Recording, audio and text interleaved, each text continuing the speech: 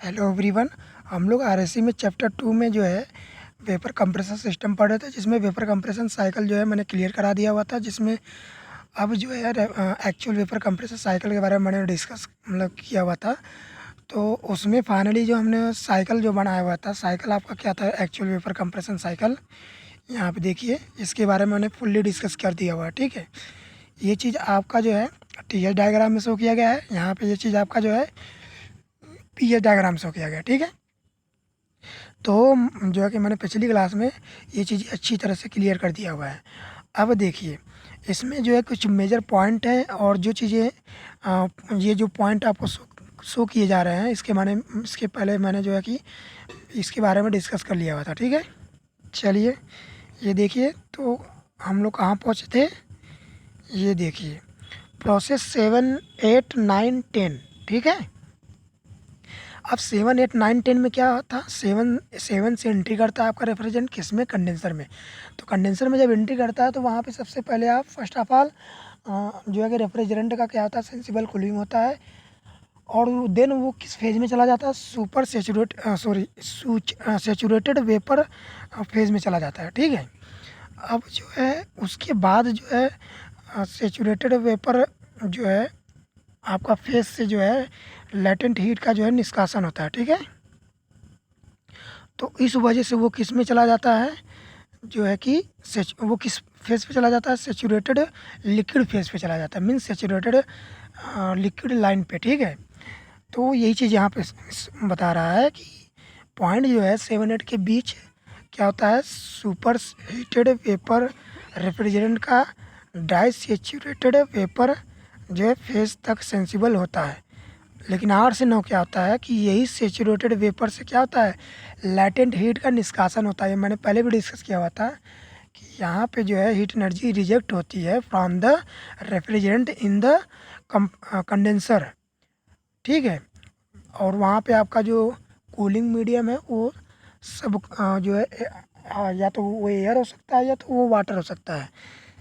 अब जो है यहाँ पे क्या होता है, 9 से 10, 9 से 10 आपका क्या होता है कि एक्सपेंशन वाल्व जो होता है वो तो उसकी एंट्री करने के पूर्व जो है, इसका मैंने पहले भी बताया था, सब कूलिंग किया जाता है। बिकॉज मुझे जो सी ओ पी हाई चाहिए, सी ओ पी का मतलब ज़्यादा चाहिए।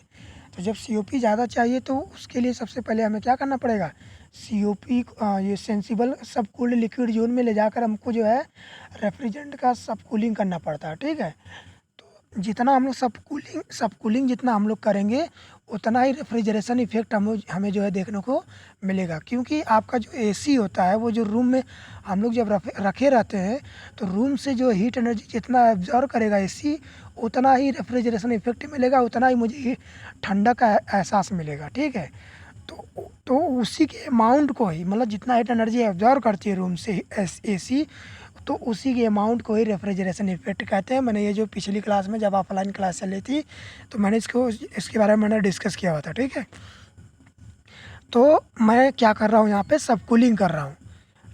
कहाँ से कहाँ, 9 से 10। ठीक है, तो सब कूलिंग के बाद क्या, अब सब कूलिंग में क्या होता है कि जो आपका जो है कूलिंग वाटर होता है, जो उसका जो टेम्परेचर बहुत ही कम होता है as compare to condenser temperature.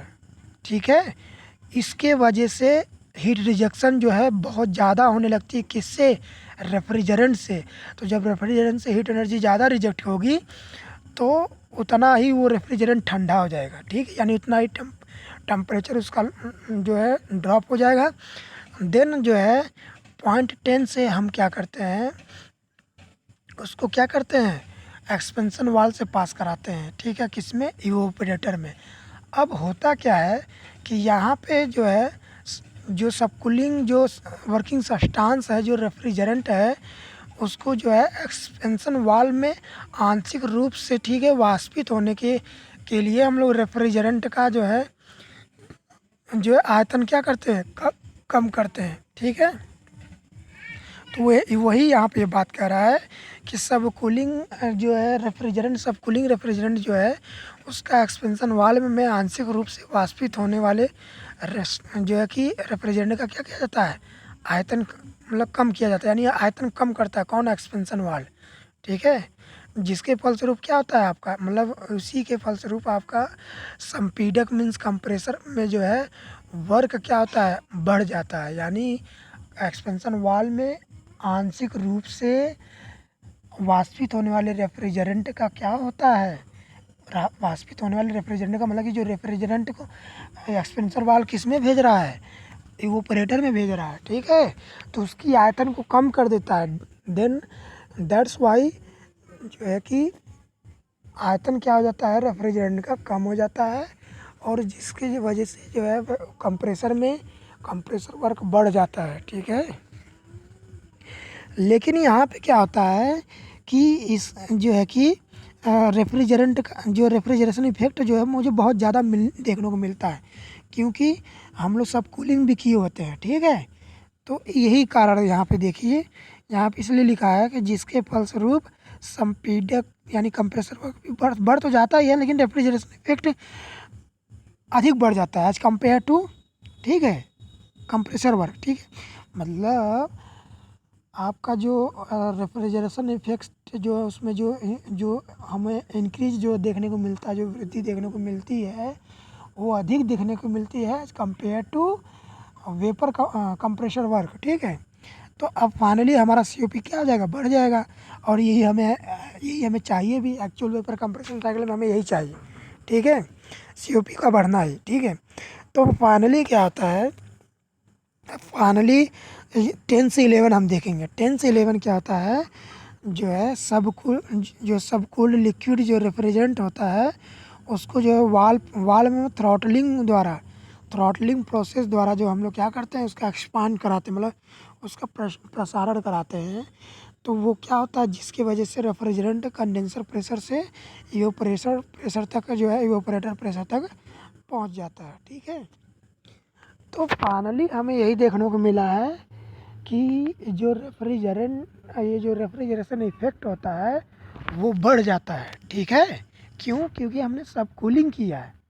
सब कूलिंग क्या होता है, सब कूलिंग है जी कंडेंसर में होता है, और सुपर हीटिंग किस में होता है, इवेपोरेटर में होता है। अब मैंने पहले भी डिस्कस किया हुआ था कि जो सब कूलिंग होता है वो कंडेंसर में होता है। ये क्यों कैसे होता है, मैं जो है हम लोग जो है कंडेंसर में जो है जो है कि उसके कॉइल को बढ़ा देते हैं, कंडेंसर कॉइल को बढ़ा देते हैं, जिसकी वजह से अब वहाँ पे अमाउंट ऑफ एयर और you can say amount of water, ठीक है, जो कि ये क्या है, कूलिंग मीडियम है। तो जब ये बढ़ जाएगा तो आपका जो हीट रिजेक्शन भी बढ़ जाएगा कंडेंसर में, तो वो किस में चला जाता है, रेफ्रिजरेंट सब कूल्ड लिक्विड जोन में चला जाता है, उसी को बोलते हैं सब कूलिंग। एंड सुपर हीटिंग मैंने क्या बताया हुआ था कि ये इवेपोरेटर में होता है। इवेपोरेटर में हम क्या करते हैं, रेफ्रिजरेंट को बहुत ज़्यादा समय तक रखते हैं, और जितने ज़्यादा समय तक रखेंगे उतने ज़्यादा समय तक हीट एनर्जी रूम से एब्जॉर्व करेगी, और जितनी हीट एनर्जी रूम से एब्जॉर्व करेगी उतना ही मुझे रेफ्रिजरेशन इफेक्ट देखने को मिलेगा। रेफ्रिजरेशन इफेक्ट की हिंदी होती है जो है शीतलन ठंडक। ठीक है, यानी हम उसको कहेंगे ठंडक प्रभाव, चाहे शीतलन कहिए चाहे ठंडक कहिए, ठंडक प्रभाव। तो जितनी हीट एनर्जी एब्जॉर्व करेगी रेफ्रिजरेंट रूम से, उतनी ही मुझे जो है रूम में ठंडक का प्रभाव देखने को मिलेगा। ठीक है, तो ये आपका फाइनली सिलेबस में जितनी चीज़ें था मैंने कवर कर दिया हुआ है एक्चुअल वेपर कंप्रेशन साइकिल में। ठीक है, जो पिछली क्लास में कट हो गया था वो जो है कि जो स्पेस जो है कम हो गया था, देन वो जो है सडनली जो है, ठीक है, वो कट हो गया है। अब जो है इसमें जो है मैंने फाइनली क्लियर कर दिया है कि एक्चुअल वेपर कंप्रेशन साइकिल किस तरीके से है, लाइक यहाँ पे शो किया गया है as a TH diagram, as a PH diagram. ठीक है, तो हम लोग इसमें जो है हम लोग तुलना कर सकते हैं। और जो मैंने पिछला जो है PDF मैंने सेंड किया हुआ था व्हाट्सएप ग्रुप में, उसमें ये साइकिल मैंने जो बनाया हुआ था, ये साइकिल जो बनाया हुआ था इसमें हमने यहीं से ड्रॉप कर दिया था 9 से ही। लेकिन मैं जब इसको मॉडिफाई किया, तो मॉडिफाई मतलब मुझे एक्चुअल वेपर कंप्रेसर साइकिल बनाना, तो भाई ऐसा साइकिल बनाओ कि मुझे बेनिफिट हो, ठीक, मेरे लिए बेनिफिशियल हो। तो बेनिफिशियल के लिए मुझे COP बढ़ाना पड़ेगा, ठीक है, सब कूलिंग करना ही पड़ेगा। तो ये आपका ये रियल वेपर कंप्रेशन साइकिल है, और you can say in other language actual vapour compression cycle, ठीक है। एंड ये आपका पेज डायग्राम है। अब जो है मैं इसके बाद नेक्स्ट वीडियो जो लाऊंगा वो चैप्टर 2 का लास्ट वीडियो रहेगा। उसमें मैं जो है आपका जोन थोड़ा सा क्लियर करूंगा, और उसमें मैं कुछ परिवर्तन लाऊंगा कि क्या क्या मैं परिवर्तन लाकर जो है मतलब चेंजेस लाकर हम जो COP को घटा और बढ़ा सकते हैं, ठीक है। किसके मतलब किसके बीच में टेम्परेचर लिमिट है, ठीक है, उसके बीच में पर 2 टेम्परेचर लाइन या 2 प्रेशर लाइन के बीच में, ठीक है। अब देखिए इसको क्लियर करने के बाद देखिए कहीं ना कहीं हम लोग जो है अगर RAC में चैप्टर 2 पढ़ रहे हैं तो हम लोग फाइनली वेपर कंप्रेशन सिस्टम पढ़ रहे हैं। तो वेपर कंप्रेशन सिस्टम में हमने तो बताया हुआ था कि साइकिल होता है, और उस साइकिल को चलने लायक जो और भी डिवाइसेज होती हैं वो सब सिस्टम में आते हैं, ठीक है। तो फाइनली आपका आज ये क्लियर हुआ। बाकी और कोई भी डाउट हो आप कमेंट सेक्शन में पूछ लीजिएगा, और आप लोग प्रॉपर तरीके से नोट बनाते रहिए। मैं आपको जो है PDF सेंड कर दूंगा ग्रुप में, ठीक है। Okay, it's okay, thank you very so much.